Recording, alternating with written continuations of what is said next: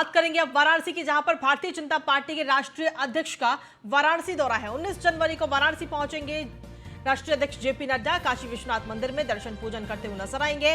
उसके बाद circuit house में पदाधिकारियों के साथ बैठक करते हुए नजर आएंगे राष्ट्रीय अध्यक्ष जेपी नड्डा। आपको बता दें कि कल ही जेपी नड्डा का कार्यकाल जो है वो 1 साल के लिए और बढ़ाया गया, यानी कि 2024 के जून तक उनका कार्यकाल बढ़ा दिया गया है। आने वाले चुनावों को ध्यान में रखते हुए, जो विधानसभा चुनाव है 9 राज्यों में और लोकसभा चुनाव को ध्यान में रखते हुए जेपी नड्डा का कार्यकाल बढ़ा दिया गया है, जिसके बाद में अब 19 जनवरी को वाराणसी पहुंचेंगे भारतीय जनता पार्टी के राष्ट्रीय अध्यक्ष जेपी नड्डा।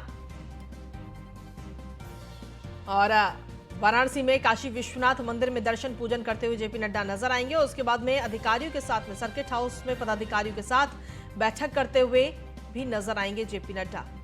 तो बड़ी खबर आप तक पहुंचा रहे हैं वाराणसी से। भारतीय जनता पार्टी के राष्ट्रीय अध्यक्ष का वाराणसी दौरा है।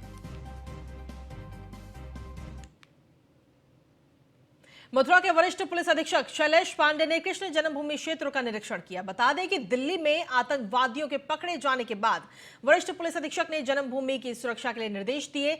इस दौरान गोविंदनगर थाना और शहर कोतवाली क्षेत्र में एसएसपी शैलेश पांडे ने पैदल गश्त किया। साथ ही भीड़भाड़ वाले इलाकों में थानाध्यक्षों को निरंतर चेकिंग करने के भी निर्देश एसएसपी की तरफ से दिए गए।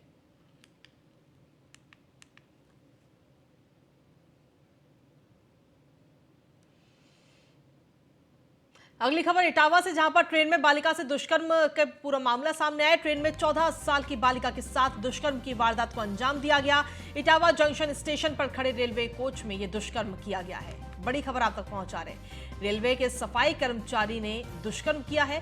पुलिस ने आरोपी को हालांकि गिरफ्तार कर लिया है। घर की किसी बात से नाराज होकर घर से ये नाबालिग भागी थी, जिसके बाद में इस वारदात को अंजाम दिया गया। ये बड़ी खबर आप तक पहुंचा रहे हैं। तो इटावा से ये बड़ी खबर इस वक्त सामने आई है। हालांकि फिलहाल पुलिस ने आरोपी को गिरफ्तार जरूर कर लिया है। ट्रेन में 14 साल की बच्ची के साथ में दुष्कर्म की इस पूरी वारदात को अंजाम दिया गया। इटावा जंक्शन स्टेशन पर ये रेलवे कोच खड़ा था और वहीं पर इस दुष्कर्म की वारदात को अंजाम दिया गया है। रेलवे के सफाई कर्मचारी ने ही दुष्कर्म की वारदात को अंजाम दिया है। पुलिस ने हालांकि आरोपी को गिरफ्तार जरूर कर लिया है। बताया जा रहा है कि नाबालिग घर की किसी बात से नाराज हो गई थी, जिसके बाद में वो इटावा पहुंची थी, जहां पर उसके साथ इस दुष्कर्म की वारदात को अंजाम दिया गया है।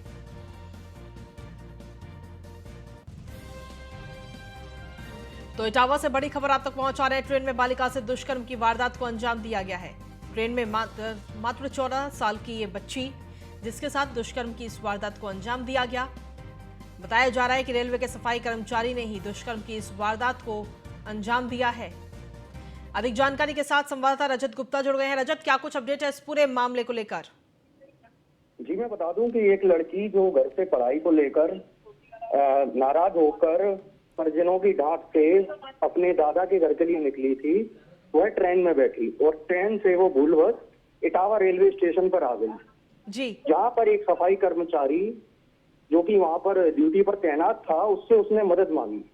मदद के नाम पर उसने उसकी माँ से उसकी बात कराई और बात कराने के दौरान उसने अपने भरोसे में उस लड़की को ले लिया और उसे दूसरी ट्रेन में ले जाकर उसने ये कृत्य किया जी। जिसकी जानकारी जब परिजनों को हुई तो परिजन उस लड़की को लेकर दोबारा वहीं इटावा रेलवे स्टेशन पर आए और अधिकारियों को इस घटना से अवगत कराया। यहाँ पर अधिकारियों ने संज्ञान लेते हुए टीमें गठित की और 5 और 6 घंटे के अंदर उस अपराधी को गिरफ्तार कर लिया। जी, चलिए, शुक्रिया तमाम जानकारी देने के लिए रजत।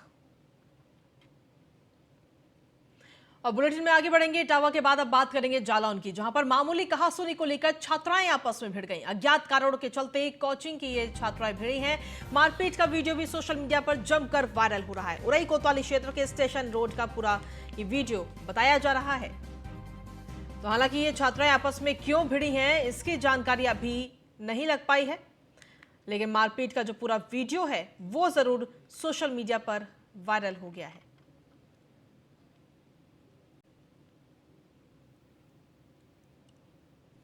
देखिए, ये वीडियो इस वक्त आपको दिखा रहे हैं किस तरीके से छात्राएं आपस में मारपीट करती हुई नजर आ रही हैं।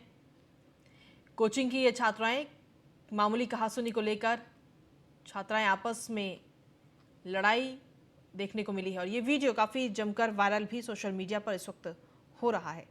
जालौन का ये पूरा मामला इस वक्त सामने आया है।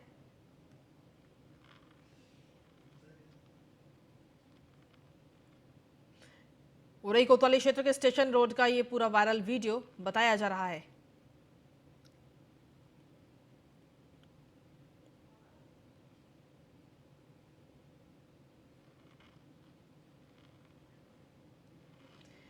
तो जालौन से पूरा मामला सामने आया, जहां पर मामूली कहासुनी को लेकर ये छात्राएं आपस में भिड़ी हैं। अज्ञात कारणों के चलते कोचिंग की ये छात्राएं आपस में भिड़ी हैं। मारपीट का जो पूरा वीडियो है वो भी इस वक्त सोशल मीडिया पर जमकर वायरल हो गया। और हालांकि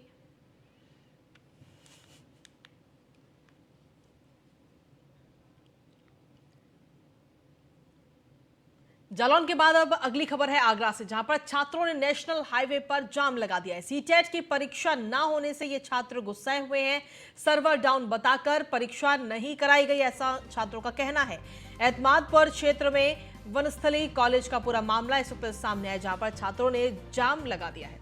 आज 10 बजे से लेकर 12 बजे तक ये परीक्षा होनी थी सीटेट की, और करीब 200 अभ्यर्थियों को इस परीक्षा में हिस्सा लेना था, लेकिन सर्वर डाउन की वजह से ये छात्र छात्राएं परीक्षा में हिस्सा नहीं ले पाए, जिसकी वजह से गुस्सा उनका कहीं ना कहीं निकलकर सामने आया है और छात्रों ने वहीं पर जाम लगा दिया है। आज 10 बजे से लेकर 12 बजे तक 2 घंटे का ये एग्जाम होना था सीटेट का, लेकिन जब परीक्षा नहीं हुई तो छात्रों में गुस्सा आया और उन्होंने नेशनल हाईवे पर ही जाम लगा दिया है। बता दें आपको कि करीब 200 अभ्यर्थियों को इस परीक्षा में हिस्सा लेना था, लेकिन सर्वर डाउन की वजह से परीक्षा ही आज नहीं हो पाई। एतमादपुर क्षेत्र में वनस्थली कॉलेज का ये पूरा मामला सामने आया है।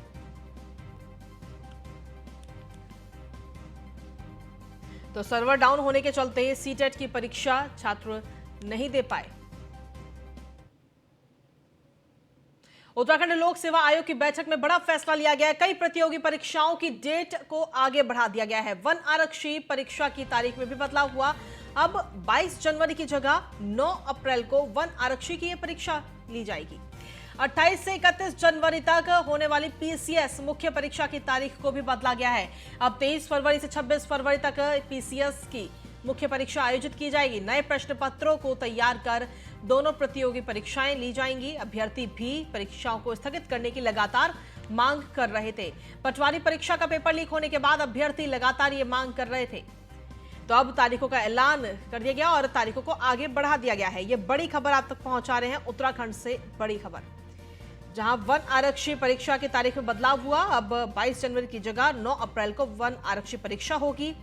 साथ ही 28 से 31 जनवरी तक होने वाली पीसीएस मुख्य परीक्षा की तारीख में भी बदलाव करते हुए 23 फरवरी से 26 फरवरी तक ये पीसीएस की मुख्य परीक्षा आयोजित की जाएगी।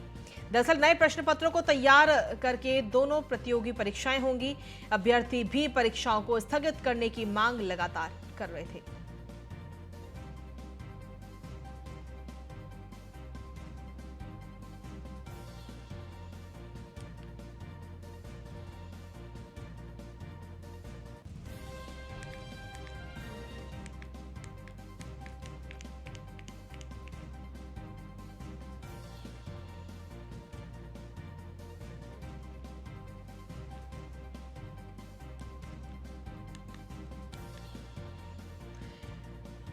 तो आपको बता दें, बड़ी खबर आप तक पहुंचा रहे हैं इस वक्त।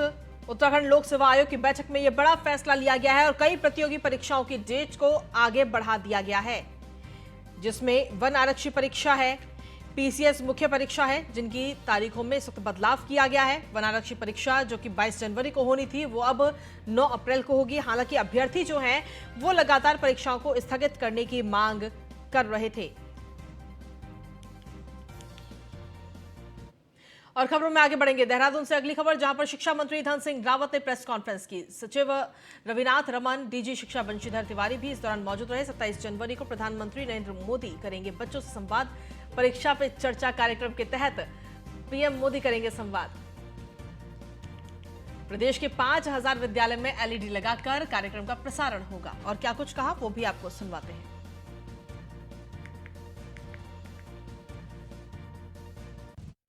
परीक्षा पे चर्चा कार्यक्रम होगा आगामी 27 जनवरी को। माननीय प्रधानमंत्री जी उसको ताल कटोरा स्टेडियम में करेंगे और उसमें सीधे संवाद, जैसे पूर्व में ही छात्रों से किया जाता रहा है, उनकी जो जिज्ञासाएं होती हैं परीक्षा को लेकर के, कैसे तनाव मुक्त रहें, कैसे अच्छी परफॉर्मेंस करें, परेशान ना हो, है ना, अवसाद से कैसे दूर रहें, इन सब बच्चे खुले मन से वहाँ पे चर्चा करते हैं। और जो ताल कटोरा में रहते हैं उनसे तो करते ही हैं, प्रदेश के और देश के अन्य जो दूसरे बच्चे नामित होते हैं उनसे भी सीधा संवाद करते हैं। तो हमारे प्रदेश से भी 2 बच्चों का नॉमिनेशन हुआ है, वो अभी नाम नहीं आया है, तो वो बच्चे भी माननीय प्रधानमंत्री जी से सीधा संवाद करेंगे। जो हमारे यहाँ से अब तक रजिस्ट्रेशन हुआ था इसमें, तो हमारे छात्रों का 81,315 कुल छात्रों ने रजिस्ट्रेशन इसमें कराया था। और ऐसे ही हमारे जो शिक्षक थे, शिक्षकों ने भी इसमें अपना रजिस्ट्रेशन कराया है, जिनकी संख्या 11,868 है। और इसमें गार्जियंस को ही पार्टिसिपेट करना है, जो 5,696 गार्जियंस ने भी इसमें अपना रजिस्ट्रेशन कराया था। इसमें अलग अलग थीम दी हुई है, जिसमें कोई भी अपना लेख लिख करके उस थीम पर अपलोड कर सकता है भारत सरकारी वेबसाइट पर। इसमें छात्रों के लिए जो थीम थी वो स्वतंत्रता सेनानियों को जाने, हमारी संस्कृति हमारी शान है, मेरी किताब मेरी प्रेरणा, भविष्य की पीढ़ियों के लिए पर्यावरण सुरक्षा, मेरा जीवन मेरा स्वास्थ्य, मेरा स्टार्टअप सपना, सीमाओं के बिना शिक्षा, विद्यालयों को सीखने के लिए खिलौने और खेल। जो शिक्षकों के लिए थीम दी गई थी वो हमारी विरासत, सीखने के लिए समर्थ वातावरण, कौशल के लिए शिक्षा, पाठ्यक्रम का कम भार और परीक्षा के लिए कोई भय नहीं, भविष्य में शिक्षा की चुनौतियाँ। और जो गार्जियंस को दिया गया था बच्चों के, मेरा बच्चा मेरा शिक्षक, प्रौढ़ शिक्षा, सभी को साक्षर बनाएं, सीखना और एक साथ बढ़ना, ये अलग अलग थीम सबको दी हुई है। इसमें सभी लोग अपना चाहें तो लेख लिख करके भी भारत सरकार की वेबसाइट पर डाल सकते हैं। जो 27 जनवरी को हमारा कार्यक्रम होगा, इसमें कल विस्तृत समीक्षा माननीय मंत्री जी ने की थी और तैयारियों का जायजा भी लिया था। जिसमें हम लोग जो प्रदेश के हमारे शासकीय, अशासकीय और जो गवर्नमेंट एडेड हैं, ऐसे कुल लगभग 5,464 यानी 5,500 विद्यालयों में ये दिखाया जाएगा। हर साल की भांति इस वर्ष भी 27 तारीख को देश के यशस्वी प्रधानमंत्री जी परीक्षा पे चर्चा कार्यक्रम में पूरे देश के बच्चों को संबोधित करने जा रहे हैं। और हमने तय किया है कि लगभग 5,500 जो हमारे शासकीय, अशासकीय, अर्ध सरकारी विद्यालय हैं, इनमें हम बड़ी बड़ी LED लगा के इस कार्यक्रम को आयोजित करने जा रहे हैं। एवरेज जो है 300 से लेकर 400 बच्चे एक कार्यक्रम में रहने वाले हैं। तो एक बड़ा इवेंट ये बच्चों के लिए हो रहा है। और इसमें बड़ी बात यह है कि इस बार 20, 21, 22 और 23 इन 4 दिन, और कई जगह हमने 24 को भी रखा है, लगभग ये 5 दिन है। इन 5 दिनों में पूरे प्रदेश में हम लोग हर ब्लॉक हेडक्वार्टर पे और हर जिला हेडक्वार्टर पे और जो नगर निगम के क्षेत्र हैं, यहाँ पे बच्चों के लिए एक पेंटिंग प्रतियोगिता का आयोजन कर रहे हैं। और इनमें भी एवरेज 500 बच्चे उसमें भाग लेंगे एक जगह में। ये 2.5 घंटे का होगा। 1 घंटे पेंटिंग प्रतियोगिता होगी और आधा घंटे उसके रिजल्ट आने में लगाया जाएगा और 1 घंटे पुरस्कार वितरण के कार्यक्रम होंगे। और जो वहाँ चीफ गेस्ट रहेंगे वो भी वहाँ पे बच्चों को संबोधित करेंगे। हर साल की वहीं जोशीमठ में भू धसाव से प्रभावित छात्र और छात्राओं की परेशानी देखते हुए सरकार ने बड़ा निर्णय लिया। जोशीमठ के छात्रों को परीक्षा केंद्र चुनने की छूट दी जाएगी। महानिदेशक शिक्षा बंशीधर तिवारी का कहना है कि इसके लिए विभागीय अधिकारियों को निर्देश दे दिए गए हैं और जल्द ही प्रभावित छात्र छात्राओं से परीक्षा केंद्र के लिए भी विकल्प मांगे जाएंगे। और इसी के साथ चलिए खबरों में आगे बढ़ेंगे।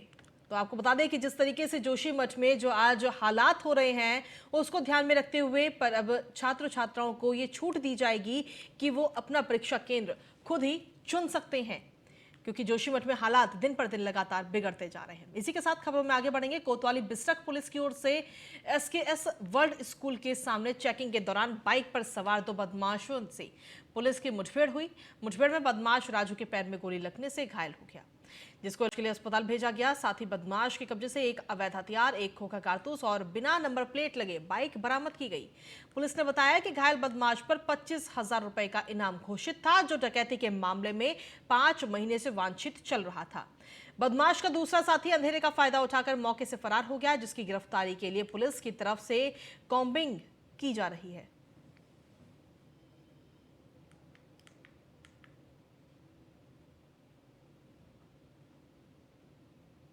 पुलिस के द्वारा आज चेकिंग की जा रही थी। चेकिंग के दौरान एक मोटरसाइकिल पर 2 व्यक्ति आते हुए दिखाई दिए। उनको जब रोकने का प्रयास किया तो उन्होंने पुलिस पार्टी पर फायरिंग की। जवाबी कार्रवाई में काउंटर एक्सचेंज में पुलिस पार्टी ने भी आत्मरक्षा गोली चलाई, जिससे एक बदमाश जिसका नाम राजू है, वह शाहजहांपुर का रहने वाला है, उसके पैर में गोली लगी है। एक बदमाश फरार हो गया है, जिसके लिए पुलिस पार्टी काउंटिंग कर रही है। घायल बदमाश के पास से तमंचा, कारतूस, $1100 बरामद हुए हैं। मोटरसाइकिल बरामद हुई है।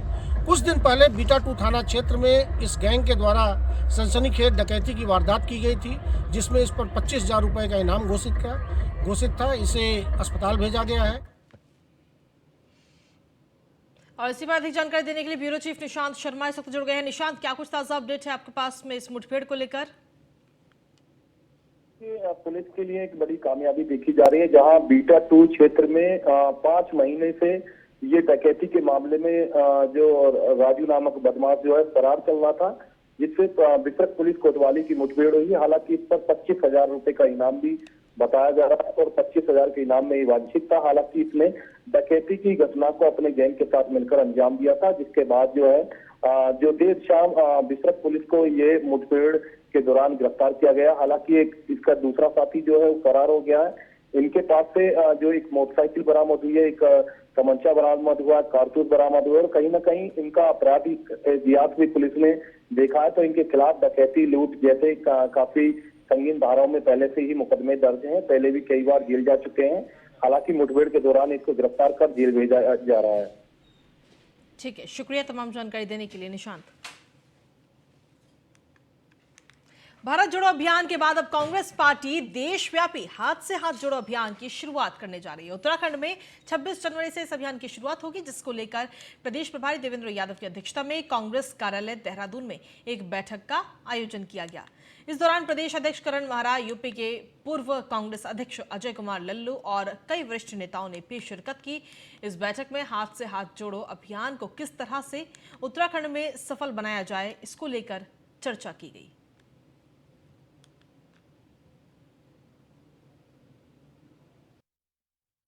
भारत जोड़ो यात्रा जो माननीय राहुल गांधी जी के नेतृत्व में पिछले लगभग 4 महीने से चल रही है, उसी का दूसरा चरण हाथ से हाथ जोड़ो यात्रा है।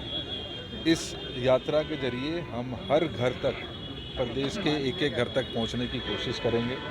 जो भारत जोड़ो यात्रा का संदेश है, चाहे वो बेरोजगारी के विरुद्ध, चाहे महंगाई के विरुद्ध या आपसी भाईचारे में जिस तरीके की दरार आज लगातार पूरे देश में है, उस मैसेज को लेकर, माननीय राहुल गांधी जी के मैसेज को लेकर हम हर घर तक पहुंचने की कोशिश करें। भारत जोड़ो यात्रा के बाद हम फिर शुरुआत करने जा रहे हैं हाथ से हाथ जोड़ो, जो संदेश देगा, जो कांग्रेस की परंपरा है, जो कांग्रेस के मूल्य हैं कि सबको साथ लेके चलने की भावना कांग्रेस की रही है। सर्वधर्म समभाव कांग्रेस का उद्देश्य रहा है, सबको साथ लेके चलो।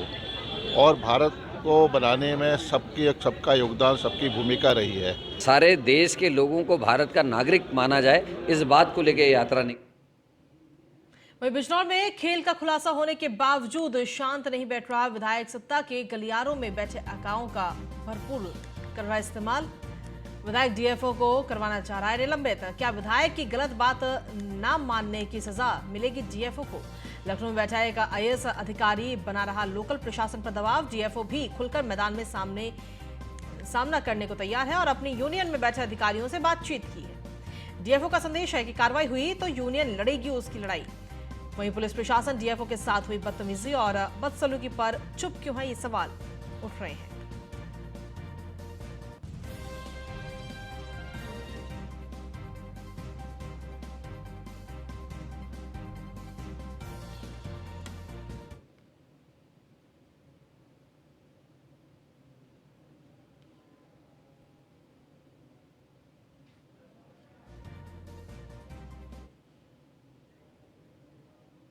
और इसी के साथ फिलहाल खबर दोपहर में इतना ही। बाकी देश दुनिया की तमाम खबरों के लिए बने रहिए न्यूज़ 1 इंडिया के साथ।